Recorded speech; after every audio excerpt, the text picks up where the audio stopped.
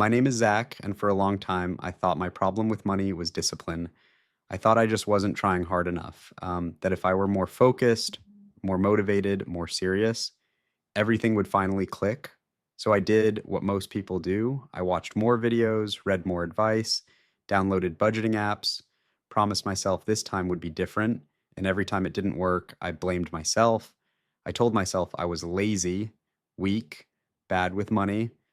But here's what I eventually realized, and this is the part nobody tells you. Discipline isn't the problem, and it never was.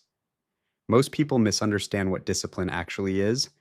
They think discipline is forcing yourself to do hard things, resisting temptation, grinding through discomfort.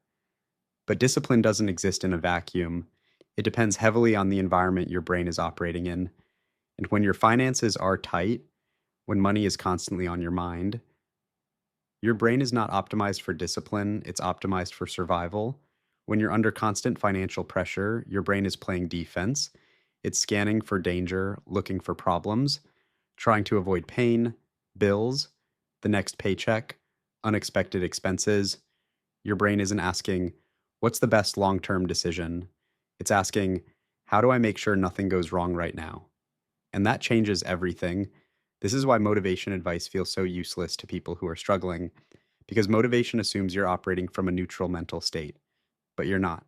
You're operating from pressure, and pressure doesn't make people disciplined, it makes them reactive. But think about how this shows up in real life. You stay in a job you dislike longer than you should, not because you lack ambition, but because leaving feels risky. You avoid opportunities that could improve your situation, not because they're bad ideas, but because taking a chance feels irresponsible.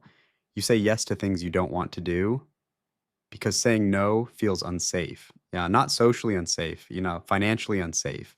So stability starts to feel more important than progress.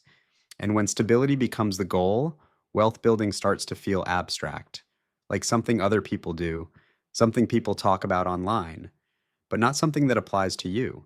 This is where people get trapped. They assume the solution is more discipline. Wake up earlier, track every dollar, be stricter, say no more often. But that approach ignores the real issue. Your brain under pressure is not designed to think about growth. It's designed to avoid pain. That doesn't make you weak, it makes you human.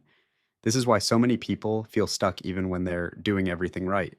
They're trying to build long term habits with a brain that's stuck in short term survival mode. They're asking themselves to delay gratification while everything around them is designed to extract money as quickly as possible. And at the beginning, there's almost no emotional reward. Saving $50 doesn't change your life. Saving $100 doesn't change your life. Even saving $500 often doesn't feel meaningfully different day to day.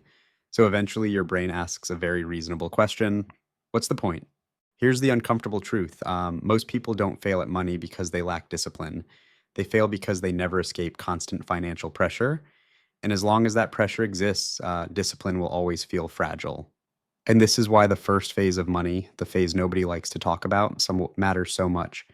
The phase from zero to your first real buffer, not wealth, not freedom, just breathing room. That first $1,000, it's not about the number, it's about what that number does to your brain. Before that point, every mistake feels catastrophic. A small unexpected expense feels like a crisis. A minor setback feels terrifying. A delay feels dangerous. After that point, something subtle changes. The pressure drops just enough to matter. Problems don't disappear, but they shrink. Fear loosens its grip. And that creates something incredibly valuable: mental space. Mental space is where discipline actually lives, not in motivation speeches, not in productivity hacks, in space. When fear isn't consuming all of your attention, your thinking changes. You pause before spending instead of reacting automatically. You think one step ahead instead of one step at a time.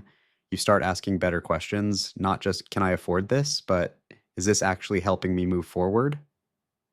That pause is small, but it's the beginning of control. And control is the foundation of discipline, not the aggressive, white knuckle kind, the quiet, boring, consistent kind. This is also the part people almost never talk about. When you save your first $1,000, you're not just building a buffer, you're building proof. You don't accidentally save $1,000. You had to notice where your money was going. You had to delay purchases. You had to resist impulse spending. You had to do it consistently, even when it felt boring and unrewarding. And that changes how you see yourself. You stop thinking of yourself as someone who just spends whatever comes in. You start seeing yourself as someone who can hold on to money. That identity shift matters more than the number itself, because people who believe they can control their money behave very differently from people who don't. This is where real discipline starts to form, not because you're forcing it, but because your environment finally supports it. This is also why people who try to skip this phase struggle later.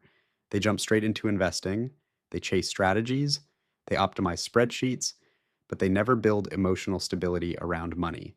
So when markets dip, they panic. When volatility shows up, they react, not because the strategy is bad, but because the foundation is fragile. Discipline without stability is fragile. It cracks under pressure. Discipline with stability becomes sustainable. And this is the part that most financial advice gets wrong.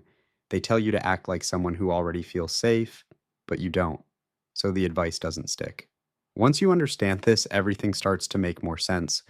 Why trying harder hasn't worked, why discipline feels inconsistent, why progress feels temporary. It's not because you're broken, it's because you're trying to build discipline on top of fear. And fear is expensive, it drains mental energy, it shortens your time horizon, it turns small decisions into emotional battles, it keeps you reacting instead of choosing. This is why discipline suddenly feels easier for people who get ahead. Not because they're better, but because they're calmer. Their brains aren't constantly scanning for danger. They're no longer operating in emergency mode. And that changes how they behave. Here's the shift most people never notice when it happens. One day, an unexpected expense shows up, and you don't panic. Another day, you say no, and it doesn't stress you out. Another day, you wait instead of reacting. Individually, those moments don't feel important, but together, they signal something massive. You're no longer operating from fear, you're operating from control.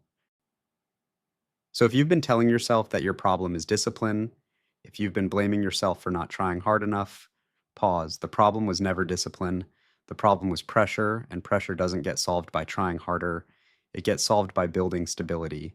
That's why this phase matters. That's why the first $1,000 matters. Not because it makes you rich, but because it changes how you think. And once your thinking changes, your behavior follows. And once your behavior changes, time finally starts working in your favor. Real discipline doesn't come from force, it comes from space, and space comes from stability. That's the part nobody prepares you for, and now you know.